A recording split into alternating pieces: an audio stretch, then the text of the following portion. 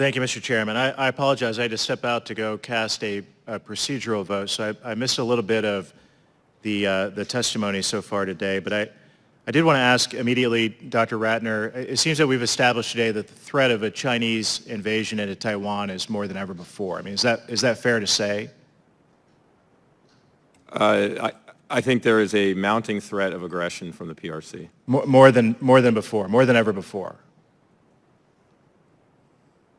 With the capability that they have today, yes. That's the message today. They More have than ever conducted before. aggression in the past, so I wouldn't say more than ever before. More than in recent years. Yes, the threat is fair enough. Admiral, would you say that Taiwan is safer in 2022 than, say, just pulling something out of the hat, summer of 2019? Congressman, thanks. I think they are seeing exactly what we're seeing, which is this increased aggression. I don't know how to measure whether they're safer or not. I think there's a growing concern based on what they've watched the PRC execute over the last number of years. But we're here today because this increased aggression it's increasing. It's growing. It's more of a threat than it was before. In August 2019, Jake Sullivan debated Michael Pillsbury from the Hudson Institute, and he said, quote, "When it comes to the issue of Taiwan, 30 months into the Trump administration, it is more likely for the U.S. to be dragged into a war with China than 30 months ago. The Trump policy toward China is fundamentally not productive," end quote. Today, coincidentally, we are 14 months into the Biden administration, of which Mr. Sullivan is acting as President Biden's national security advisor. Admiral, are we less likely today to be dragged into a war with China over Taiwan as compared to 2019? Sir, once again, I see increasing desire to build up and continue to grow their military capabilities. President Xi Jinping, in a public statement, said he wanted his forces modernized by 2027. He didn't articulate what he would do with them or when he would do it. But from where I sit, my responsibility is to ensure we're ready should that occur. So, Dr. Ratner, what's changed?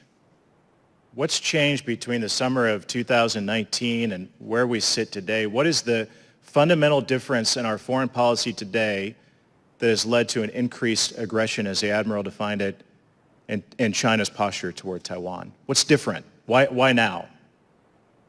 Congressman, I don't attribute Xi Jinping's growing aggression and assertiveness to the United States. You don't? Okay. Well, what's changed? What's changed? Why now? Why not then? If it doesn't have anything to do with the United States. I'd be happy to share that assessment in a classified setting. His capabilities are growing, and his patience seems to be decreasing. But you don't have an explanation for the American people about why. Well, if I could jump in, Congressman. So again, this is about what the PRC has done, not what anyone else has done, right? They've taken lives on the Indian line of actual control. They have discounted their agreement as it applied to Hong Kong. They have locked up 1 million Muslims in Xinjiang. So their actions, the PRC actions, not U.S. actions, not any other nation's actions, are the things that give us concern. I think that's what you were getting to. What I'm getting at is that Jake Sullivan said that this was more likely to happen on Donald Trump's watch because of Donald Trump's foreign policy. But instead, Dr. Ratner, you conceded that the threat is more real today than it has been at any point in recent years. Let me move on. Let me move on. North Korea restarted missile tests. Regardless. North Korea has restarted missile tests in 2021 after a 4-year pause in testing. In 2022, North Korea conducted a record number of missile tests. Last Saturday, it conducted the 9th missile test this year. In addition, recent satellite images have shown North Korea seems to be building up nuclear testing. General, what factors do you think led North Korea to resume these provocative behaviors since 2021 after a rather long hiatus?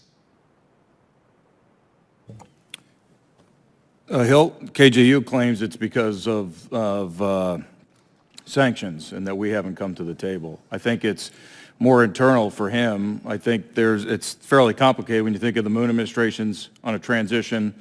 And I think, as we just talked about with China, I think he defers to China, but he's also looking to be autonomous. So while this threat is to the South and to the U.S., I'm sorry, but the gentleman's time has expired. Mr. Panetta is recognized for 5 minutes.